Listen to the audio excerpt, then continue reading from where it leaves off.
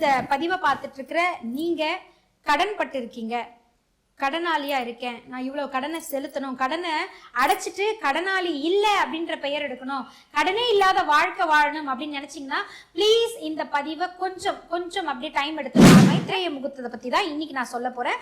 தயவு செய்து விவரமா பொறுமையா நிதானமா இந்த பதிவு என்ன நமக்கு கடன் அடைய போகுது இல்லையா, தூக்கத்தை கொஞ்சம் ஒரு நாள் ஒரு 2 மணி நேரம் நம்ம பொறுத்து கொள்ள முடியாதா? இந்த 2 மணி நேரத்துக்குள்ளதான் நீங்க நான் சொல்லக்கூடிய இந்த வேண்டுதல் வைக்கக்கூடிய முதல் ஸ்டெப் உங்களுக்கு அடுத்து பண வரவை தொடர்ந்து கொடுத்துக்கிட்டே இருக்கும். இன்னும் எவ்வளவு கடன் இருக்கு, இன்னும் எவ்வளவு இருக்குன்னு பார்த்து எல்லா கடனையும் செலுத்தி கடனற்ற ஒரு மனிதரா நீங்க நிச்சயமா மாற போறீங்க.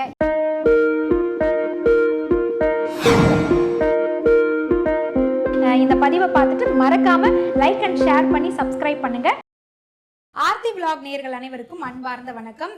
இந்த பதிவை பார்த்துட்டு இருக்கிற நீங்க கடன் பட்டு இருக்கீங்க, கடனாளியா இருக்கேன், நான் இவ்வளவு கடனை செலுத்தணும், கடனை அடைச்சிட்டு கடனாளி இல்லை அப்படின்ற பெயர் எடுக்கணும், கடனே இல்லாத வாழ்க்கை வாழணும் அப்படின்னு நினைச்சீங்கன்னா ப்ளீஸ் இந்த பதிவை கொஞ்சம் அப்படியே டைம் எடுத்து பார்த்துருங்க. ஏன்னா உங்களுடைய கடன் அடைய போற நாள் இன்னைக்குல இருந்து ஆரம்பிக்குதுங்க. ஏன்னா கடனை தீர்க்கக்கூடிய ஒரு முகூர்த்தத்தை பத்தி தான் இன்னைக்கு நம்ம பேச போறோம். ஆமாங்க, மைத்ரேய முகூர்த்தம் வருதுங்க. இந்த மைத்ரேய முகூர்த்தத்தை பத்தி தான் இன்னைக்கு நான் சொல்ல போறேன். தயவு செய்து விவரமா பொறுமையா நிதானமா இந்த பதிவை நீங்க பாத்துருங்க. முகூர்த்தம் பார்த்து தான் நம்ம எல்லா நற்செயல்களையும் செய்வோம் அப்படின்றது உங்க எல்லாருக்குமே தெரியும். முகூர்த்தங்கள்ல பல வகைகள் இருக்கு. சுப முகூர்த்தம் அப்படின்றது திருமணத்துக்கு பார்ப்போம். பிரம்ம முகூர்த்தம் அப்படின்றது ஒவ்வொரு நாளும் அதிகாலை எழுந்து வழிபடக்கூடிய, நமக்கு என்ன வரம் வேணுமோ அந்த வரத்தை பெற்றுக்கொள்வதற்குரிய ஒரு முகூர்த்தத்தை தான் பிரம்ம முகூர்த்தம் அப்படின்னு நம்ம சொல்றோம். அதே மாதிரி ஒவ்வொரு நாளும் வரக்கூடிய ஒரு முகூர்த்தத்தை தான் அபிஜித் முகூர்த்தம் அப்படின்னு சொல்றோம்.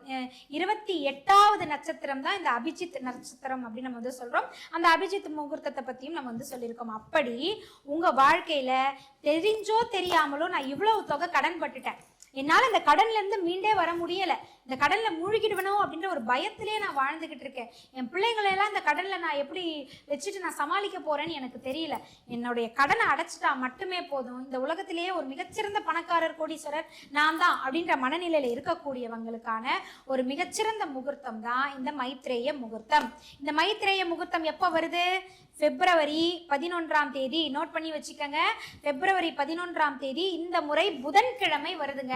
பொண்ணு கிடைச்சாலும் புதன் கிடைக்காது அப்படின்னு சொல்லுவாங்க. ஞானத்திற்கு அதிபதியாக புத பகவானை நம்ம எல்லோருமே நம்ம சொல்லுவோம். புதன் கிட்ட நம்ம மன்றாடி கேட்டுட்டோம் அப்படின்னா நிச்சயமா நம்மளுடைய தேவைகளை நிறைவு செய்யக்கூடியவர். ஸோ புதன் ஆதிக்கத்துல தான் இந்த மைத்ரேய முகூர்த்தம் அப்படின்றது வருது. பொதுவா முகூர்த்தங்கள் டே டைம்ல வந்துருச்சு அப்படின்னா நமக்கு பிரச்சனை இல்லை, நம்ம வழிபாடை மிக சிறப்பாக செஞ்சிட முடியும். ஆனால் இந்த முறை புதன்கிழமை பிப்ரவரி 11ஆம் தேதி மைத்ரேய முகூர்த்தம் அப்படின்றது இரவு வருது. அதாவது 12:35 இருந்து 2:30 வரைக்கும் இந்த மைத்ரேய முகூர்த்தம் அப்படின்றது வருது. 12:35 இருந்து இரவு 2:30 வரைக்கும் இந்த மைத்ரேய முகூர்த்தம் வருது. வந்தா என்ன, நமக்கு கடன் அடைய போகுது இல்லையா, தூக்கத்தை கொஞ்சம் ஒரு நாள் ஒரு 2 மணி நேரம் நம்ம பொறுத்து கொள்ள முடியாதா? இந்த 2 மணி நேரத்துக்குள்ளதான் நீங்க நான் சொல்லக்கூடிய இந்த வேண்டுதலை செய்யணும். இந்த 2 மணி நேரமுமே நம்ம முழுசா செய்ய வேண்டிய அவசியம் கிடையாது. மைத்ரேய முகூர்த்தத்துல ஒரு அரை மணி நேரம் ஒதுக்கி நான் சொல்லக்கூடிய இந்த வழிமுறையை நீங்க செஞ்சு பாருங்க. தீரா கடன் தீர்ந்து போயிடும், அடைக்கவே முடியாத கடனுக்கான வழியும் சேரும். ஸோ இந்த மைத்ரேய முகூர்த்தம் அன்று பிப்ரவரி 11 புதன்கிழமை இரவு நீங்க அந்த 12:35 இருந்து 2:30க்குள்ள ஒரு வழிபாடு முறையை நீங்க செய்யணும். அந்த வழிபாடு முறையை தான் இப்போ நான் உங்களுக்கு சொல்ல போறேன். அதுக்கு என்ன பண்ணுன்னா, ஒரு ஒயிட் பேப்பர் எடுத்துக்கோங்க. இந்த ஒயிட் பேப்பர்ல எழுதுறதுக்கு ஒரு கிரீன் ஸ்கெட்சோ இங்கு பென்னோ ஏதோ ஒன்று நீங்க எடுத்துக்கோங்க. எடுத்துக்கிட்டு மைத்ரேய முகூர்த்தம் அப்படின்னு போட்டுட்டு யாருக்கு நீங்க கடனை கொடுக்கணும்னு நினைக்கிறீங்களோ, யார்கிட்ட இருந்து கடன் வாங்கியிருக்கிறீங்களோ அவருடைய பெயரை மென்ஷன் பண்ணிடுங்க. மென்ஷன் பண்ணிட்டு எவ்வளோ அவர்கிட்ட இருந்து கடன் வாங்கியிருக்கீங்கன்றதை மென்ஷன் பண்ணுங்க. இப்போ நான் இந்த கடன் தொகையை அடைக்க போறேன் அப்படின்னு சொல்லி, அது எவ்வளவு இருந்தாலும் பரவாயில்ல, 100 ரூபாவா இருந்தாலும் பரவாயில்ல, 1000 ரூபாவா இருந்தாலும் பரவாயில்ல, 5000 ரூபாய் 10000 ரூபாய் உங்க கையில என்ன ஒரு தொகை சிறு தொகை இருக்கோ அந்த தொகையை எடுத்துக்கோங்க. பேப்பர்ல எழுதிடுங்க, இவர்கிட்ட இருந்து நான் இவ்வளவு ரூபாய் கடன் வாங்கியிருக்கேன், அதுல இவ்வளவு தொகையை நான் திரும்ப செலுத்துறேன், மீதி கடனும் எனக்கு அடைப்பட்டு விடும், அடைப்பதற்கான வழியை ஏற்படுத்தி கொடுத்த இறைவனுக்கு நன்றி அப்படின்ற மாதிரி எழுதிட்டு நீங்க என்ன ஒரு அமௌண்ட்டை கொடுக்கணும்னு நினைக்கிறீங்களோ ஒரு சிறு தொகையை, இந்த சிறு தொகையையும் அந்த பேப்பரோடு சேர்த்து வச்சு, இந்த ஆஃபீஸ்க்கெல்லாம் லெட்டர் கொடுக்கக்கூடிய ஒரு என்வலப் இருக்கும் இல்லையா, ஒயிட் கலர் பேப்பர், அந்த கவருக்குள்ளே போட்டுருங்க. இந்த பச்சை நிற இங்கில் மையில் எழுதின இந்த வேண்டுதலை அந்த கவருக்குள்ளே போட்டு மூடி இறைவன்கிட்ட நீங்கள் வச்சிடணும். அந்த பணத்தையும் அதில் போட்டு வச்சிடணும். அந்த பணத்தை நீங்கள் எதை அடைக்கணும்னு நினச்சிங்களோ, 1000 ரூபாவோ 2000 ரூபாவோ 5000 ரூபாவோ எதை அடைக்கணும்னு நினச்சிங்களோ அந்த பணத்தையும் அந்த கவருக்குள்ளேயே போட்டு தெய்வத்துக்கிட்டேயே வச்சுருங்க. வச்சுட்டு அதற்கு மலர்களால் நீங்கள் பூஜை செய்யலாம். எல்லாமே செஞ்சுட்டு தூபம் தீபம் எல்லாம் காண்பித்து மந்திரங்கள்லாம் சொல்லி மனதார ஆரத்தி மேற்கொண்டு பூஜையை முடிச்சிடுங்க. முடிச்சுட்டு மறுநாளே அந்த கவரில் போட்ட பணத்தை எடுத்துகிட்டு போய் அந்த கடன் யார்கிட்ட வாங்கினீங்களோ அவர்கிட்ட திருப்பி கொடுத்துருங்க.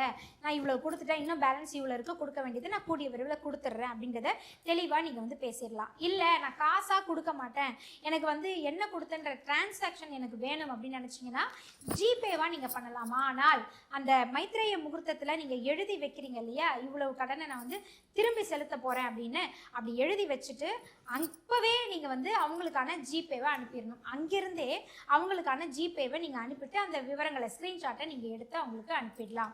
ஸோ இந்த வழிமுறையும் நீங்கள் பயன்படுத்தலாம். ஸோ அந்த மைத்ரேய முகூர்த்தத்தில் நீங்கள் எடுத்து வைக்கக்கூடிய முதல் ஸ்டெப் உங்களுக்கு அடுத்து பண வரவை தொடர்ந்து கொடுத்துக்கிட்டே இருக்கும். இன்னும் எவ்வளோ கடன் இருக்குது, இன்னும் எவ்வளோ இருக்குன்னு பார்த்து எல்லா கடனையும் செலுத்தி கடனற்ற ஒரு மனிதராக நீங்கள் நிச்சயமாக மாற போகிறீங்க. இதற்கு நம்பிக்கை ரொம்ப ரொம்ப ரொம்ப ரொம்ப அவசியம். அதனால் இந்த மைத்ரேய முகூர்த்தத்தில் இந்த விஷயத்தை நிச்சயமாக செஞ்சு பாருங்கள். கடன் பிரச்சனையிலேருந்து நீங்கள் நிச்சயமாக விடுபட முடியும்.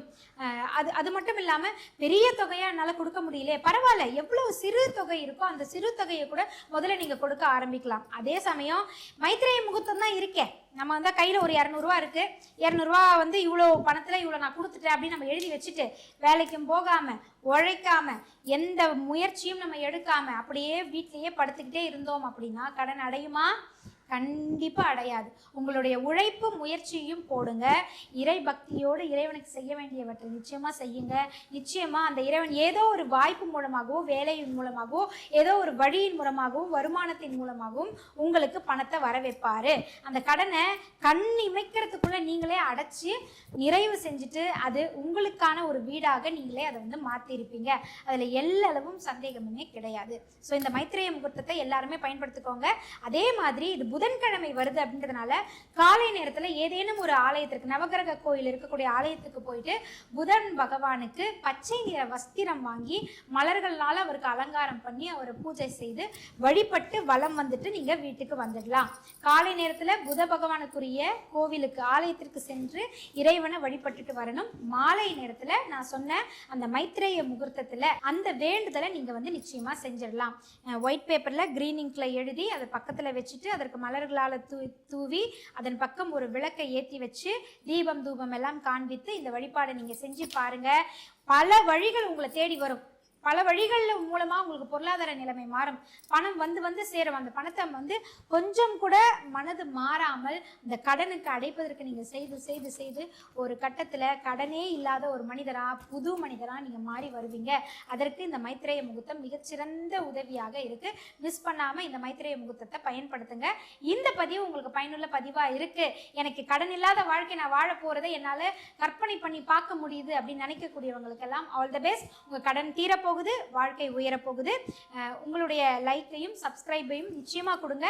இந்த மாதிரி பல பயனுள்ள பதிவுகளை உங்களுக்கு தொடர்ந்து நான் கொடுத்துட்டே இருக்கேன். மைத்ரேய முகூர்த்தத்தை மிஸ் பண்ணிடாதீங்க. நன்றி.